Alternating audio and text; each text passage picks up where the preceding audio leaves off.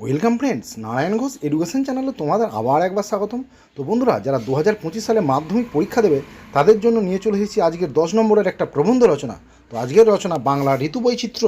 তো বন্ধুরা, আজকের রচনা হচ্ছে বাংলা ঋতু বৈচিত্র্য। তো ভূমিকা: এত ভঙ্গ বঙ্গদেশ তবু রঙ্গে ভরা, রূপসী বাংলা রঙ্গে কতই না বৈচিত্র্য সেই রূপে, নব নব রূপের প্রাচুর্যে রঙের অনুপম বৈচিত্র্যে নিত্য তাঁর পরিক্রমা। রঙ্গময়ী রূপসী বাংলার পালা বদলের মধ্যেও আছে অভিনবত্বের ছন্দ সুষমা। পরের পয়েন্ট: গ্রীষ্মের রুক্ষতা। বাংলা ঋতুচক্রের আদি লগ্নে গ্রীষ্ম আসে রুদ্র সন্ন্যাসীর বেশে, ছড়িয়ে দেয় তার তপ্ত নিঃশ্বাস। পথ ঘাট নদী নালা জলশূন্য হয়ে ওঠে, সূর্যের প্রখর তাপে প্রকৃতির সবুজ রং ফিকে হয়ে যায়। চারিদিকে কালো মেঘের ঘটা ধরিত্রীকে আতঙ্কিত করে তোলে। কালো মেঘ আশীর্বাদের মতো বৃষ্টির ধারার মতো নেমে আসে, ধীরে ধীরে বিদায় নেয় গ্রীষ্ম। পরের পয়েন্ট: বর্ষার আবির্ভাব। গ্রীষ্মের বিদায়ের সঙ্গে সঙ্গে বর্ষার আবির্ভাবে প্রকৃতির রুদ্র রূপে আসে শীতলের ছোঁয়া।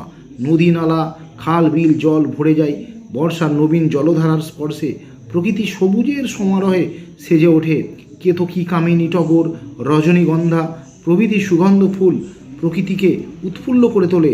রথযাত্রা অনুষ্ঠিত হয় এই ঋতুতেই। পরের পয়েন্ট: শরতের অনুপম রূপ বৈভব।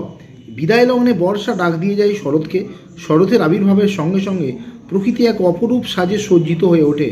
সোনালি মিঠে রোদে চারিদিক ঝলমল করে ওঠে। কাশ আর শিউলি ফুলের মিষ্টি সুভাষে আকাশ বাতাস মাতোয়ারা হয়ে ওঠে। বাঙালির শ্রেষ্ঠ উৎসব দুর্গাপুজো হয় এই ঋতুতেই। বসন্ত ঋতুরাজ হলেও বাঙালির কাছে আদরের ঋতু হলো শরৎ। পরের পয়েন্ট: হেমন্তের ফসল প্রাচুর্য। শরতের পর হালকা শীতের আমেজ নিয়ে আসে হেমন্ত। পাকা ধানের মধুর গন্ধে প্রকৃতি মেতে ওঠে। নতুন ধানের অন্ন মেখে বাঙালিরা তাদের নবান্ন উৎসব পালন করে। কালী পুজো, কার্তিক পুজো এই ঋতুতেই অনুষ্ঠিত হয়। তারপর শিশিরের নিঃশব্দ চরণে বিদায় নেয় হেমন্ত। পরের পয়েন্ট: শীতের উদাসী মূর্তি। হেমন্তের পিছু পিছু আসে শীত নাছোড়বান্দার মতো। এই ঋতুতে পৌষ সংক্রান্তি দিনে পিঠে পুলি আত্মীয়দের মধ্যে আপ্যায়িত করা হয়। ছাত্রছাত্রীদের কাছে এই ঋতু বিশেষ উল্লেখযোগ্য। বিদ্যার দেবী সরস্বতীর আরাধনা করে ছাত্রছাত্রীরা বিদ্যা প্রার্থনা করে দেবীর কাছে। শাল, পলাশ প্রভৃতি ফুল এই ঋতুতেই প্রস্ফুটিত হয়। পরের পয়েন্ট: বসন্তের আবির্ভাব।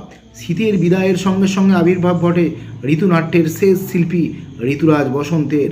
শীতের জরাগ্রস্ত প্রকৃতিকে সে তার পরশে নতুন জীবনদান করে।